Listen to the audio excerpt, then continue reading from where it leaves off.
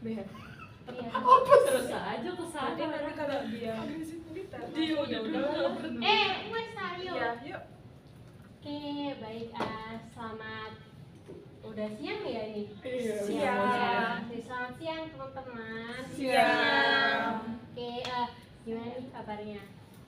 Baik atau cukup baik atau malah kurang baik? Cukup kayak lumayan. cukup si aku cukup. Siapa yang cukup? Saya. Siapa yang kurang baik?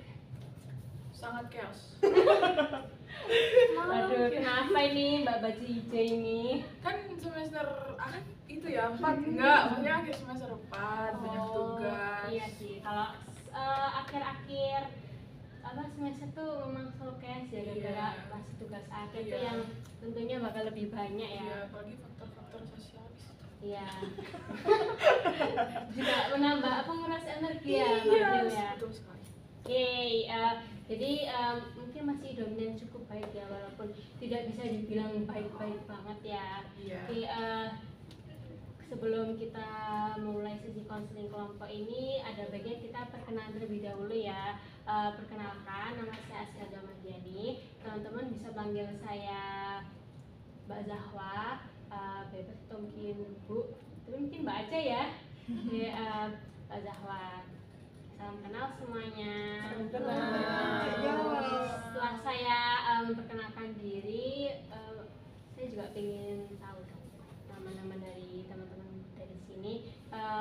Walaupun kita udah saling mengenal satu sama lain waktu di grup WA, tapi saya juga ingin berkenalan lagi. Mungkin bisa diperkenalkan nama panjang, nama panggilan, berada di universitas mana dan semester berapa. Oke, bisa dipahami teman-teman. Ya, mungkin saya pengen dari Mbak Bergamis ini. Perkenalkan, nama aku Alos Komaroh dari panggilannya Alos, terserah memanggilnya dari apa gitu. Terus semester akhir sekarang. Ya, berarti tinggal skripsian aja nih Mbak ya. Masih ada semprot. Oke, semangat Mbak Alas, salam kenal ya. Oke, lanjut Mbak berbaju hijau. Oke, semua perkenalkan, nama aku Adelia Kansa Putri. Teman-teman bisa panggil aku Adel. Sekarang aku lagi akhir semester 4. Oke, salam kenal Mbak Adel. Ngomong-ngomong, melihat dari warna baju Mbak Adel, saya keinget sama kue lapis. Kebetulan saya suka juga. Iya, saya juga suka sih ya, walaupun nggak yang suka banget. Tapi Pandan kebetulan saya juga lagi lapar. Pandan ya. Iya. Oke, lanjut dari Mbak yang Black Mamba ini. Aduh, ya perkenalkan sebelumnya, nama aku Rizal Promis Ramaki. Bapak sekalian bisa manggil saya R aja. Aku dari R aja. Aku dari UM. Kebetulan sama akhir semester 4 juga.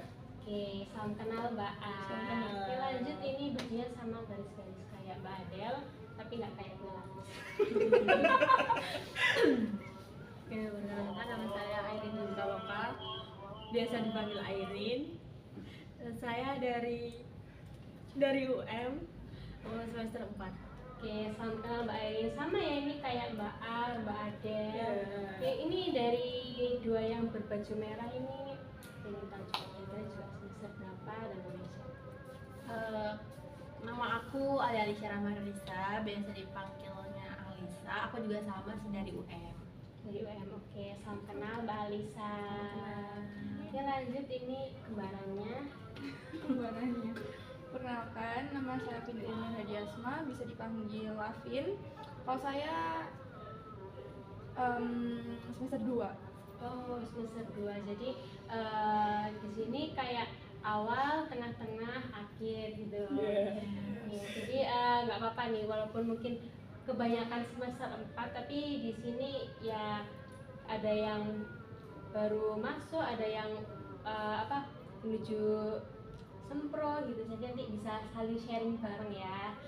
Oke, sebelumnya di sini teman-teman apakah udah melakukan sesi konseling atau mungkin konseling individu ada yang pernah? Sudah. Kalau konseling kelompok belum. Jadi ini mungkin baru pertama kalinya ya. Saya jelaskan sedikit. Di sini kita akan melakukan sesi konseling kelompok yang mana nanti kita bakal saling sharing satu sama lain mengenai permasalahan atau mungkin apapun yang lagi mengganggu di pikiran teman-teman. Dan karena ini sifatnya kelompok dan otomatis permasalahannya tidak hanya diketahui oleh saya aja, oleh karena itu saya boleh minta tolong dari teman-teman untuk saling menjaga kerahasiaan satu sama lain ya, bisa dipahami? Bisa. Jadi di sini yang mengetahui permasalahan itu hanya kita bertujuh saja. Oke, di sini untuk batas waktu kira-kira teman-teman kalau 30 menit apakah bersedia atau mungkin ingin nambah atau ingin dikurangi? Mungkin kayaknya cukup deh. Cukup ya 30 menit. Oke, 30 menit ini kita akan maksimalkan dan manfaatkan waktu sebaik-baiknya. Harapannya setelah melakukan sesi konseling ini dapat berjalan sesuai dengan harapan teman-teman. Oke, sebelum itu kita ada baiknya mungkin berdoa dulu ya, sesuai dengan keyakinan masing-masing. Doa. Oke, tidak ada kata cukup untuk berdoa. Setelah ini kita akan langsung saja ke sesi saling sharing mengenai permasalahan dari teman-teman. Apakah teman-teman sudah siap? Siap. Atau mungkin masih gugup? Atau mungkin sudah rileks? Sedikit tapi sudah relax. Oke, ya mungkin karena kita udah berkenalan dari sisi kiri saya, sekarang lanjut ke sisi kanan saya. Oke, mungkin dimulai oleh Mbak Alvin. Kalau saya tuh nggak pernah puas sama apa yang saya kerjain, apalagi kalau berhubungan sama art, entah art apa aja. Saya kan suka gambar, suka coloring, saya juga mulai belajar melukis, saya juga penulis, aktif juga.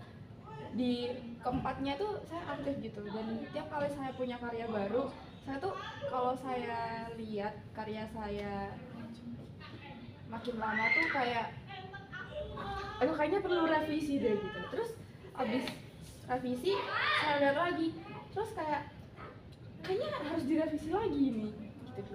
Jadi dengan kata lain Mbak Alvin ini juga memiliki sisi perfeksionis ya terhadap hobi-hobinya Mbak Alvin. Iya gitu. Oh, itu di hobi saja atau mungkin dari lingkungan akademik juga seperti itu? Kalau lingkungan akademik saya nggak peduli sih. Maksudnya kayak kalau even nilainya B- atau kayak praktikum saya kayak dikritik sama dosen, saya ya udahlah, yang penting aku udah selesai. Jadi Mbak Alvin ini perfeksionis dengan hal yang disukai saja ya? Iya gitu. Oke, lanjut ke Mbak Alisa.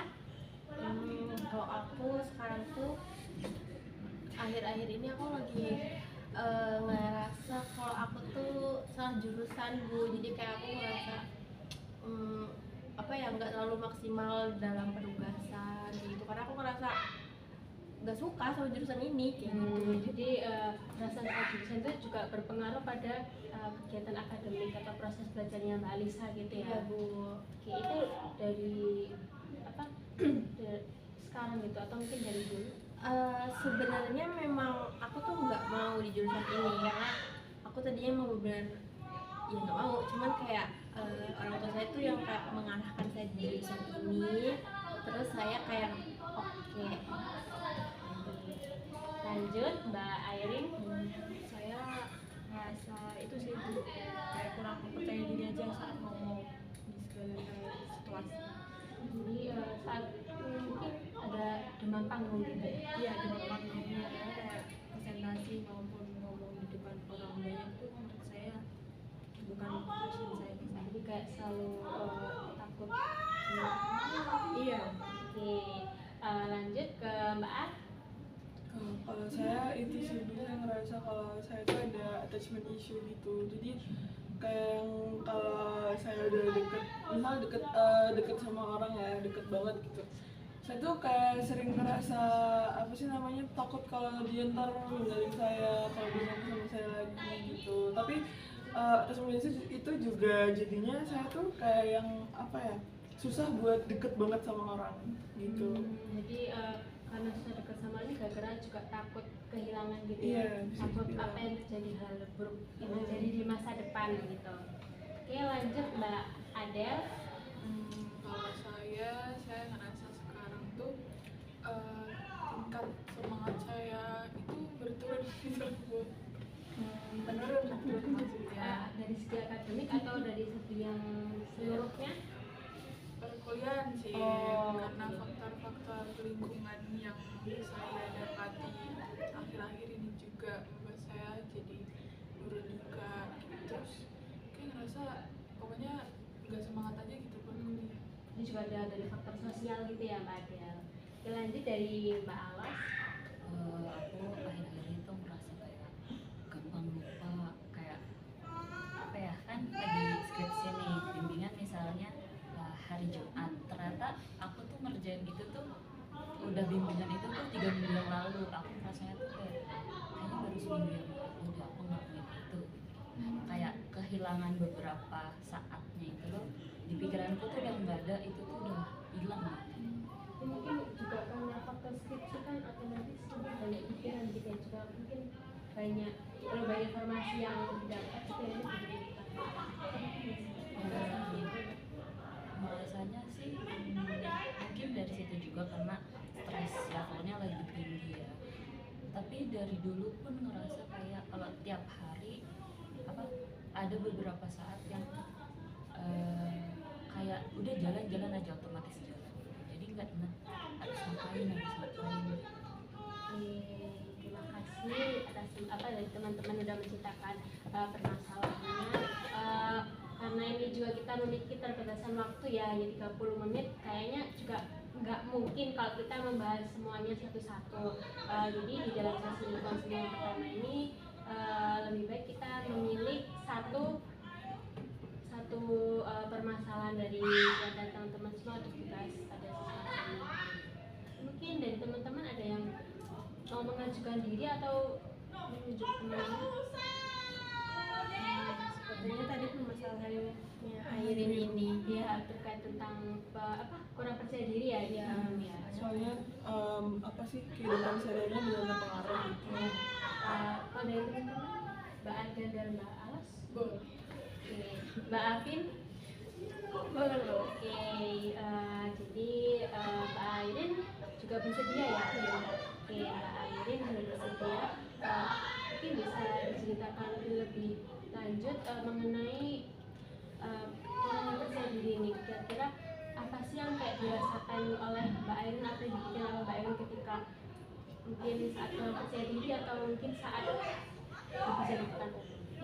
Saya tuh merasa bahwa kalau ngomong di depan orang banyak tuh saya merasa kayak dilihatin gitu loh Bu.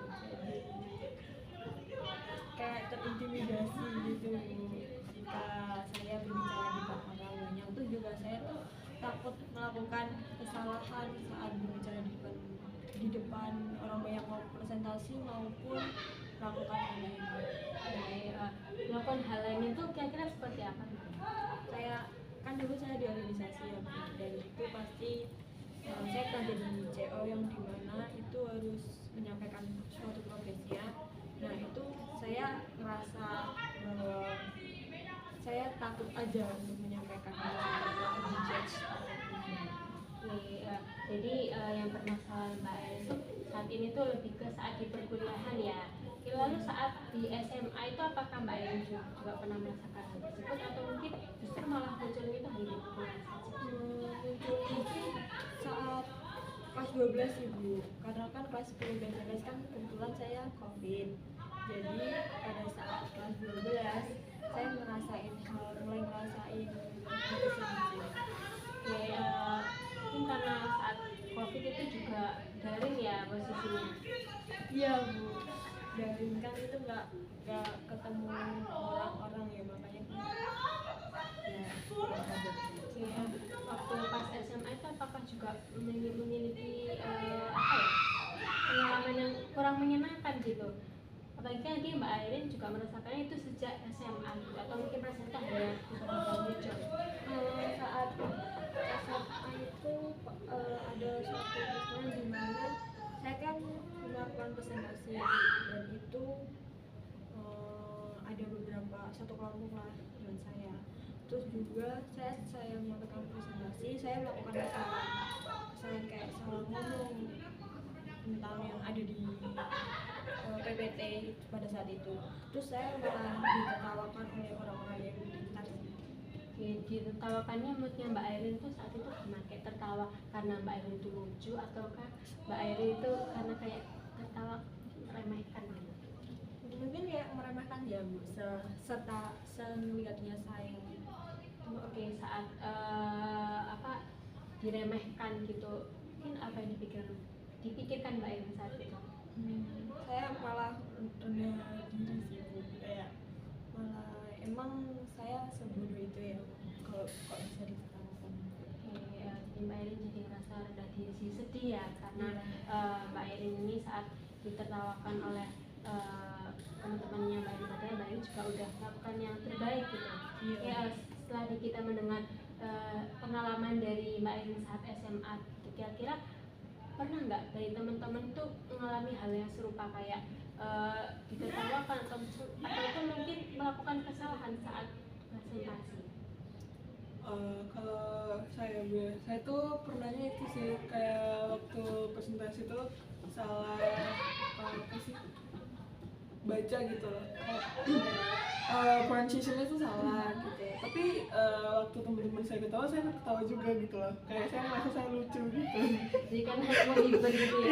Iya, kok bisa salah sih tadi gitu. Jadi saya ketawa juga sama teman-teman saya. Oke, kalau Mbak Ari itu juga mikir mungkin juga saya tuh menghibur gitu ya. Iya kan, kayak kelucuan saya nggak buat mereka ketawa gitu, ya udah saya ketawa juga. Setengahnya nertawain diri sendiri sih. Oke, mungkin respon yang berbeda juga ya dari Mbak Airin, atau mungkin dari teman-teman juga pernah itu melakukan kesalahan juga. Bagaimana respon Mbak Airin? Kalau dari aku sih sebenarnya aku ada di dua momen, kayak aku juga ngerasa pernah di momen yang Mbak Airin rasakan, kayak ngerasa kalau misalnya aku salah tuh atau salah ngejawab pertanyaan atau gimana tuh ada beberapa orang tuh yang kayak ngetawain, yang ngeremehin kayak lo kok jawaban lo kayak gini, kayak gitu. Terus aku tuh rasanya kayak ngerasa ih apa salah ya, jadi ngerasa bodoh juga kadang kayak gitu. Cuman ada di beberapa momen kalau misalnya aku emang kayak tadi kata yang Mbak Ar bilang kayak pronounce-nya salah, terus atau kayak ya ada kesalahan mungkin typo sedikit gitu, mungkin ada teman-teman tuh kayak ketawa, mungkin itu menjadi hal yang lucu gitu. Jadi aku ngerasanya aku pernah berada di dua momen aja kayak gitu. Kalau dari teman-teman yang lain, Mbak Afin mungkin? Kalau aku sebenarnya yang paling seringnya tuh kayak Mbak Ar tadi. Kalau misal aku ngelakuin kesalahan pas ngomong atau pas presentasi itu, aku biasanya juga ikut ketawa gitu kayak teman-teman. Apalagi kalau ternyata temenku tuh masukin kayak stiker-stiker meme di PPT-nya gitu, kan aku nggak bisa nahan ketawa kan, misalnya juga ikut ketawa gitu. Tapi di beberapa momen kayak misal aku tuh pernah pidato gitu di podium di SMA, misalnya yang jadi perwakilan siswanya buat kelas 12 tuh aku pas lulusan tuh. Nah, terus aku salah ngucap sesuatu gitu loh, terus aku kayak ngeblank. Jadi di detik itu juga aku kayak tiba-tiba ngoreksi diriku sendiri, kayak aduh salah, harusnya aku tadi nggak gini, harusnya aku tadi nggak gitu. Jadi ngerutukin diri sendiri gitu ya? Iya gitu. Oke, kalau dari Mbak Ade dan Mbak Ales nih, lebih seringnya saat melakukan kesalahan di depan umum tuh menjadi suatu hal yang lucu atau justru malah kayak membebani diri sendiri? Kalau dari aku mungkin jadi itu ya, dua. Kadang aku merasa kalau yang mereka ketawain atau mereka ngeliat tuh, oh aku salah tapi aku merasa lucu. Tapi kadang tuh aku salah tapi emang bener-bener salah. Kadang merasa ikut ketawa, kadang juga langsung bener-bener gugup, kayak tadi aku ngomong apa ya.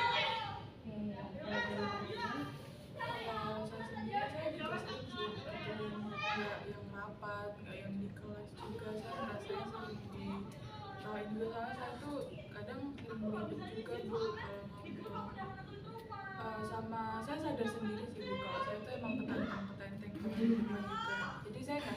kalau teman-teman saya tuh ngelihat saya tuh kayak gimana, atau bahkan mereka ketawa juga. Tapi setengahnya kalau misal saya di depan kelas pas presentasi tuh saya deg-degan sih biasanya, sampai deg-degan. Oke, jadi keren banget gitu. Oke, nah Mbak Ayu ini saat presentasi kan di SMA, nah itu kan akhirnya berpengaruh juga waktu saat di kuliah gitu. Lalu saat Mbak Airin ini melakukan presentasi itu apakah jadi deg-degan juga gitu? Iya Bu, deg-degan sih, karena saya juga takut salah ngomong itu, terus juga saya takut materinya nggak sesuai gitu, dan juga ya itu sih deg-degan, dan juga saya takutnya kurang prepare sebelumnya. Oke, nah, takut ya Mbak Airin itu saat di perkuliahan itu takutnya hanya di saat presentasi atau mungkin kurang percaya diri juga atau di hal yang lain gitu? Saat presentasi aja. Presentasi. Iya. Terus saat sesi diskusi gitu? Diskusi di pas Ya presentasi. gitu. Oh, kalau soal tanya jawab ya kalau soal tanya jawab saya juga takut sih, karena kan itu masuk di presentasi itu juga saya takut jawabnya salah, karena kan kayak takutnya ditawakan yang kayak pikirannya kayak apa sih kok jawabannya kayak gini, nggak sesuai ekspektasi. Oke, saat Mbak Airin melakukan presentasi di depan umum lalu kayak gugup gitu, yang dipikirkan oleh Mbak Airin itu seperti apa? Ya saya takut salah itu sih. Takut salah. Iya. Oke, lalu saat diskusi itu apakah Mbak Airin itu selalu gugup atau mungkin selalu salah menjawab pertanyaan atau Enggak sih, ada kalanya saya yakin dengan jawabannya, terus ada kalanya juga saya nggak yakin. Itu yang membuat saya deg-degan dan malah nggak mau jawab gitu loh. Oke, saat kan tadi juga merasakan kalau ya rasa yakin dan nggak yakin gitu. Apakah pikiran yang dimunculkan oleh Mbak Airin itu berbeda atau masih sama? Masih sama sih, takut itu, takut salah ngomongnya. Oke, dari teman-teman apakah ada yang memiliki tanggapan terkait permasalahan yang dialami oleh Mbak Airin saat presentasi gitu? Mungkin Mbak Ales? Aku mau nanya ke Mbak Airin, biasanya tuh kalau presentasi gitu kan gugup nih, ada kayak cara gitu nggak biasanya kalau mau biar nggak terlalu gugup gitu, atau temennya gitu tahu kalau Mbak Airin gugup? Mungkin tangan saya nggak bisa diem sih, atau enggak bawa pulpen maju ke depan, dan itu saya kayak main-mainin biar ke distract aja rasa gugup saya gitu. Jadi kayak Ya, itu membantu Mbak Airin atau? membantu sedikit aja sih. Iya. Jadi karena ada distraksi juga ya. Iya, Bu. Kalau dari teman-teman, apakah mungkin mengalami hal yang serupa atau mungkin ada ingin memberikan tanggapan? Makanya sih Mbak Airin ini kan sering gugup kan kalau presentasi di kelas. Katanya juga faktornya takut dilihat sama yang lain juga, terus takut mereka punya pandangan lain juga ke Mbak Airin. Selain hal-hal itu, mungkin apa sih yang membuat Mbak Airin gugup pas presentasi di kelas itu?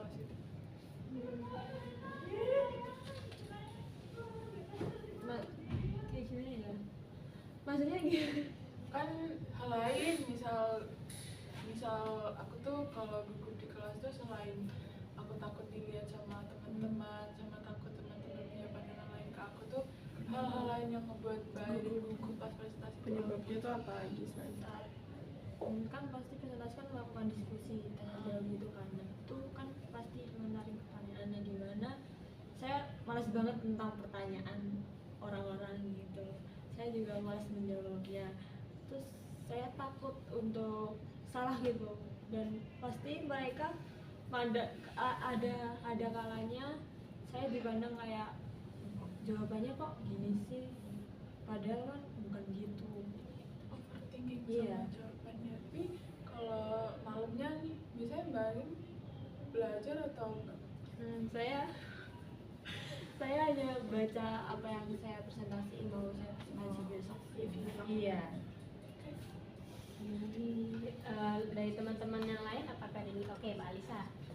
aku mau tanya aja sih, kan tadi Mbak Airin tuh nyinggung kayak mungkin kurang percaya diri pas waktu presentasi di depan kelas. Nah tadi juga Mbak Airin sempat nyinggung pas awal cerita tuh di organisasi juga sempat kurang percaya diri. Nah kalau mungkin apa bedanya kalau misal di di organisasi gitu kan, mungkin kalau di organisasi cuman sekedar maparin progres. Nah kurang percaya dirinya tuh mungkin di spesifiknya sebelah mana?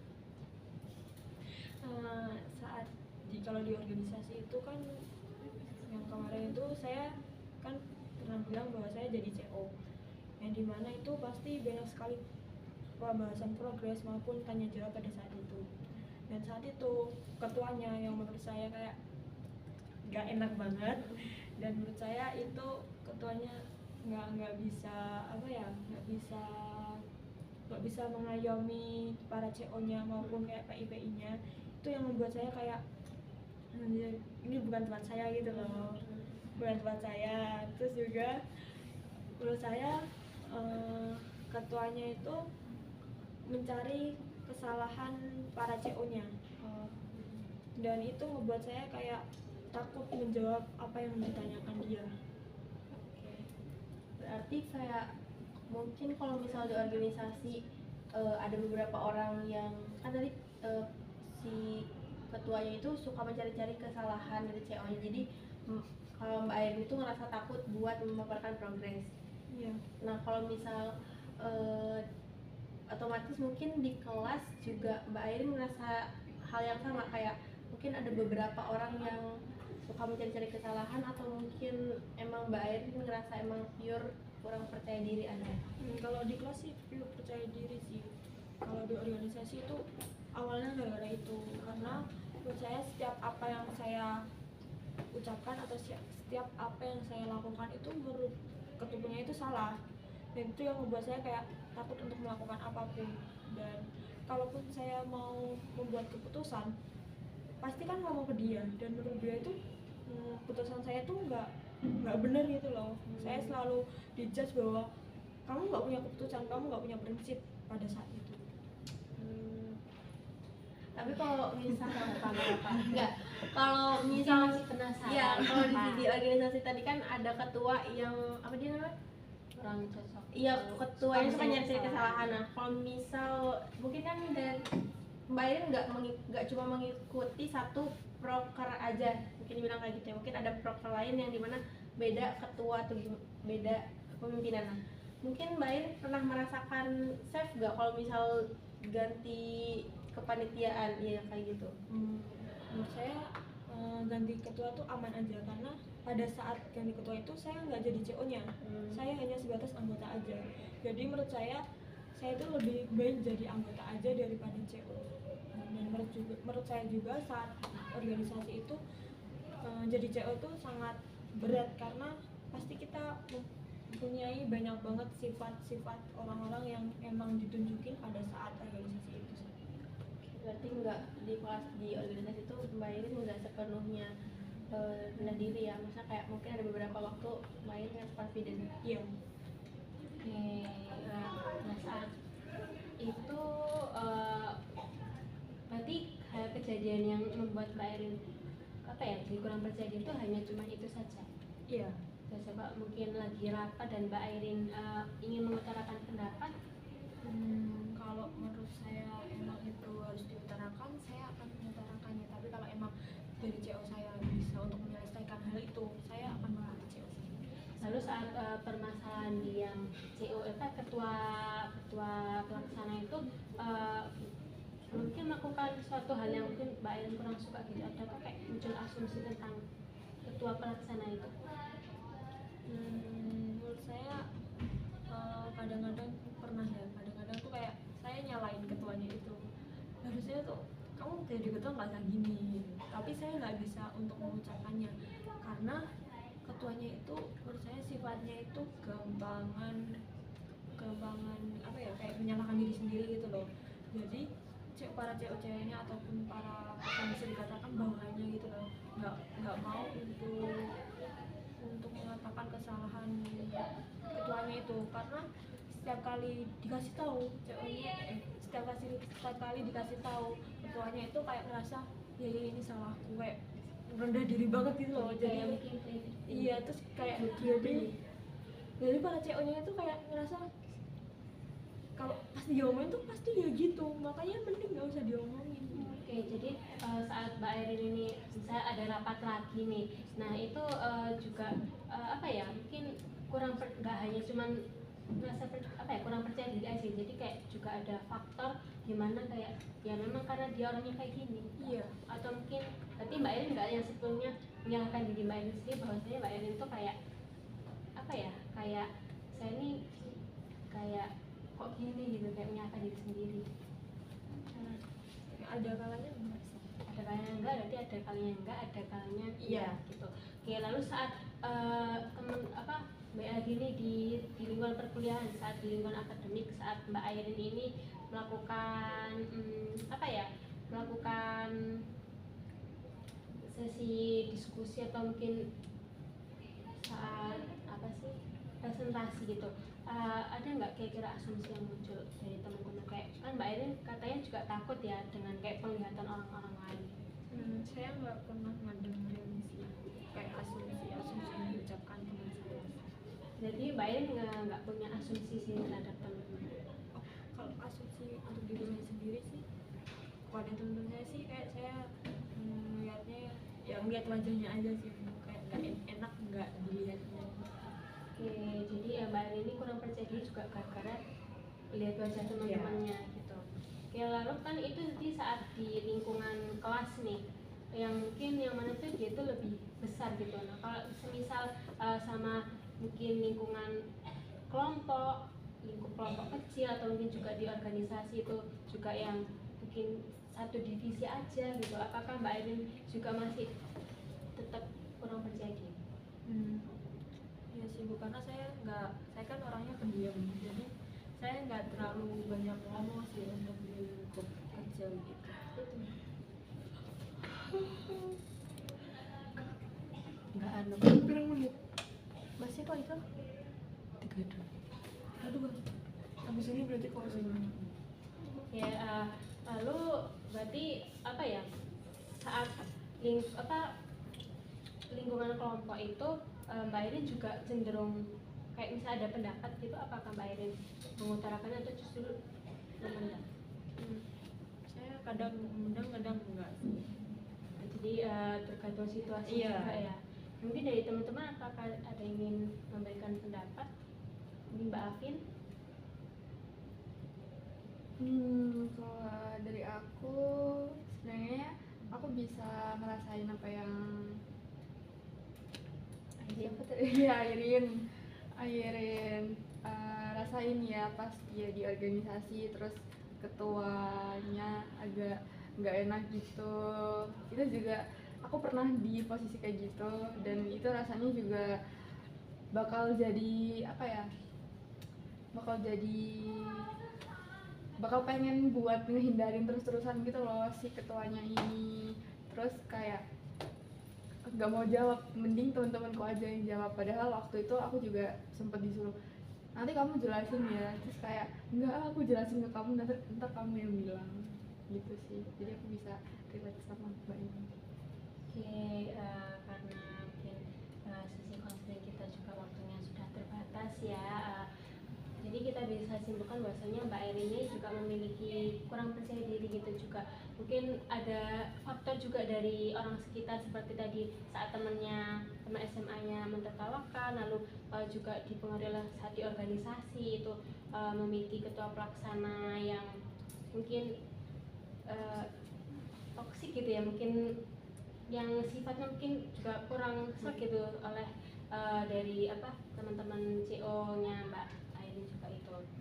Oke, karena waktu kita sudah habis, terima kasih teman-teman atas waktunya karena sudah menyempatkan dirinya untuk datang ke sesi konseling pada siang hari ini. Karena ini kita masih ada tanggungan yang banyak ya terkait juga masalah dari teman-teman, lalu kita juga belum membahas lebih lanjut terkait penanganan yang sekiranya cocok untuk Mbak Airin. Jadi kita bisa melakukan sesi konseling itu mungkin lanjut lagi ya di minggu depan, atau mungkin ya sesuai dari teman-teman kira-kira free-nya kapan gitu. Mungkin nanti bisa kita bicarakan lebih lanjut ya di grup nanti. Informasi lebih lanjutnya saya kasih tahu nanti. Ya, terima kasih teman-teman atas waktunya. Terima kasih. Terima kasih juga.